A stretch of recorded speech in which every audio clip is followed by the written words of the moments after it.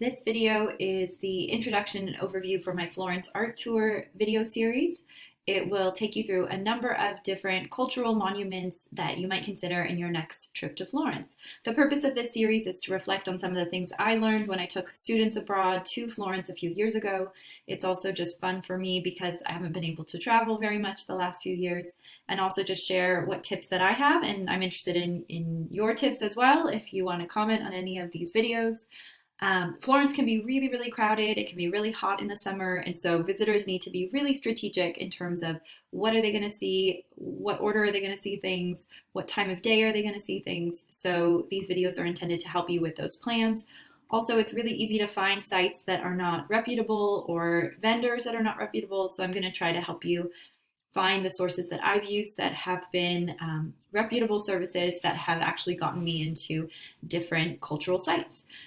Also, it's really important to think about what are the right monuments for you to visit on your trip. Most people say you have to go to the Uffizi or you have to go to the Accademia, but the reality is there might be other cultural sites that are more interesting to you, depending on how much time you have. So maybe you want to see lots of things in Florence, or maybe you want to see only a few things. But think about what's going to be the best use of your time. The Uffizi is often really crowded, so are you willing to experience those crowds if that's one of the only things you can do during your time to Florence? So what are we going to talk about in this series? We're going to talk about the Palazzo Vecchio, we'll talk about the Duomo, the whole Duomo Complex with the Campanile, the baptistry, the museum, and the Duomo itself.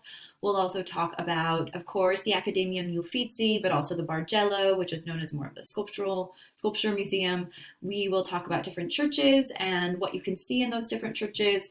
In the northern part of the city, we'll see things like San Marco, the Ospedale degli Innocenti, Santissima Annunziata.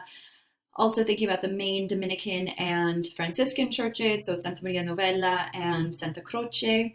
Also thinking about the Oltrarno, Santa Maria del Carmine, also Santa Felicità. So many different options across different places in the city. Thinking about the Medici, we could do kind of a Medici tour. You could look at San Lorenzo, the Medici Palace. You can look at the Pitti Palace. So there's really ways to design your experience in Florence based on what your interests are. So I hope these videos are interesting and helpful for those of you planning a trip to Florence in the near future.